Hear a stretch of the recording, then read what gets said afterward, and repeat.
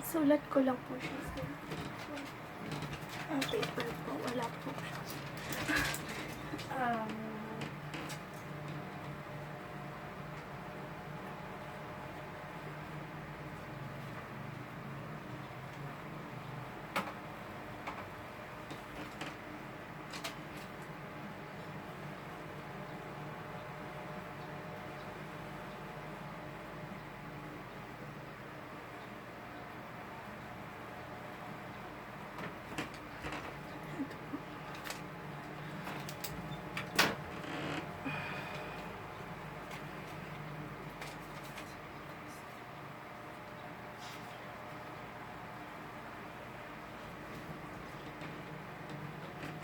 um,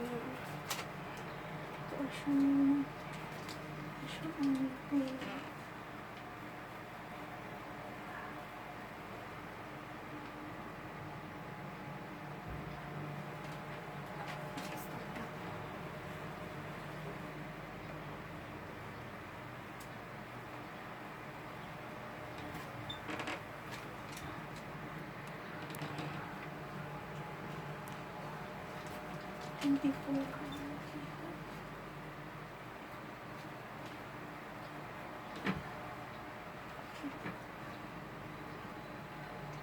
Ay.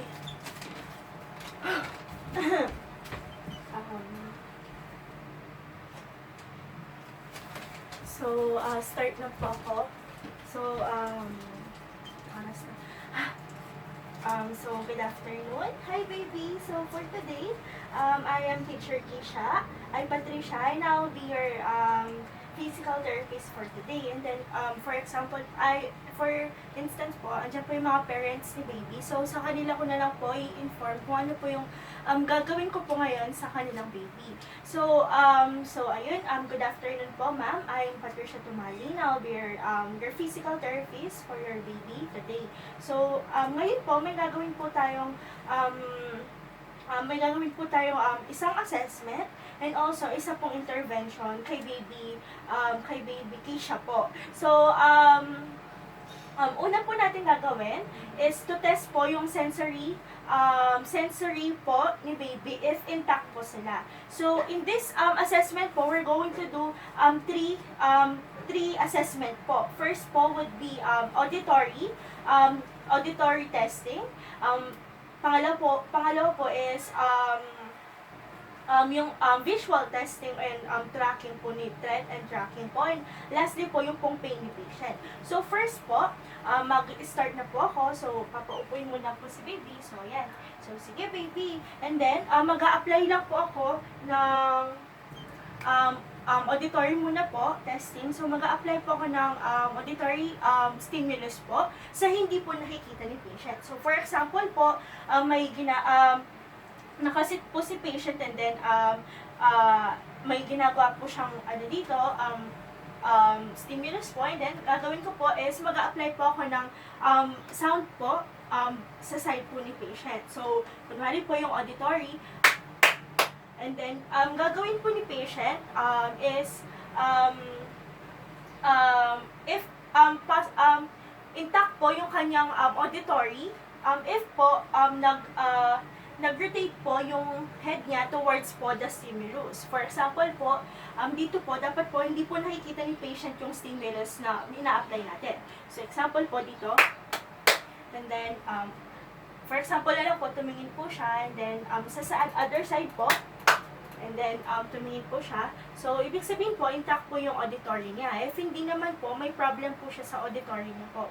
So, pangalawa pong gagawin natin sa visual tracking po is mag-a-apply po tayo ng visual stimulus po. So, for example, ito po, then i-move po natin siya from side po or up at saka down. And then, gagawin po ni patient is, pag po intact yung visual niya is, sasama po yung head niya towards po the stimulus. So, for example, na lang po ganito, and then, ganyan po, and then, ganon. And then, pag po hindi po sumama yung head niya po towards po sa stimulus, ibig sabihin po, mayroon po siya problem sa visual niya. And then, Yung naman pong visual threat naman po, ang gagawin niyo po is nasa malayo po yung yung stimulus na apply niya, and then madalian niyo pong ilalagay po papunta po sa face niya. Malapit po sa face niya. So ganyan po. And then ang normal po na reaction dito is pipikit po si baby sa threat na yon. So parang ganyan po. And then, last po is yung for pain niya po. Gagawin po is mag-a-apply ka lang po ng pain or tutusukin niyo lang po. Using po yung pong sharp end po. So, kunwari po ito. Tapos, if, for example po, si baby po, hindi po siya makapagsalita ng yes or no, pwede niyo pong ilagay po na si baby is nagre-respond po siya by looking po kung saan po yung stimulus na ina-applyan niyo po. So, ibig sabihin po, intact po yung kanyang yung forepain niya po.